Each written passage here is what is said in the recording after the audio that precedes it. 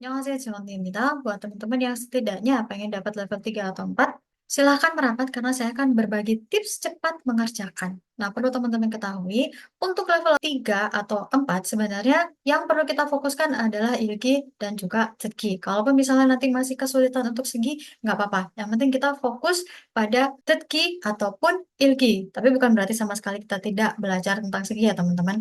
Nah, di sini saya akan berbagi tips tercepat mengerjakan. Kenapa? Karena selain sebenarnya kemampuan kosakata kita, yang paling penting lagi terutama untuk ilgi adalah kecepatan mengerjakan. Karena kalau misalnya kita hanya fokus pada kosakata dan memahami secara mendalam, tentunya waktu kita akan habis sehingga kita tidak akan bisa mengerjakan soal-soal yang lain. Dan tentunya teman-teman pasti tahu kalau untuk bacaan ilgi, semakin ke bawah bacaannya semakin panjang. Sehingga kita butuh waktu yang benar-benar cepat untuk bisa mengerjakan. Salah satu tips yang akan saya bagi ke teman-teman di sini adalah tips untuk mengerjakan tata bahasa. 오전에는 비가 많이 점점점 지금은 날씨가 맑게 개었다. Satu saja yang perlu kita perhatikan kata ke. Ke menunjukkan adanya perubahan. Nah, di sini tugas kita adalah mencari tata bahasa yang menunjukkan adanya perubahan. Contohnya di sini adalah utoni. To ini berhubungan dengan pengalaman. Bisa pengalaman kita sendiri atau pengalaman orang lain yang kita lihat atau kita dengar. Nah, di sini fokusnya adalah kita melihat adanya perubahan. Nah, jadi sudah jelas bahwa kalau ada yang berhubungan dengan perubahan, pasti jawabannya adalah Tony. Sehingga jawabannya nomor satu. Nah, kalau misalnya kita lihat lagi untuk pilihan yang lain, toratu.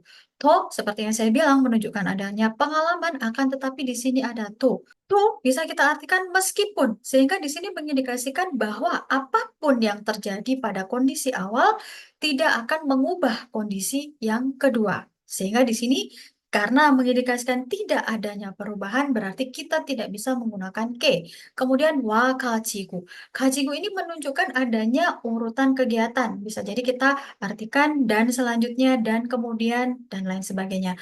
Atau bisa juga menunjukkan korelasi sebab akibat sehingga kita bisa artikan karena, sebab, dikarenakan, disebabkan dan lain sebagainya.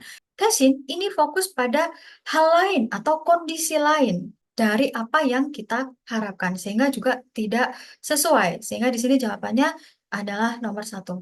Tentunya saya juga akan berbagi tips-tips yang lain buat teman-teman yang belum subscribe silahkan subscribe atau buat teman-teman yang memang saat ini masih kesulitan belajar sendiri topik 2 boleh bergabung di kelas saya karena di sana saya akan berbagi lebih banyak tips-tips untuk mengerjakan soal-soal. 그럼 오늘 수업은 여기까지고요. 다음에 또 봐요. 감사합니다.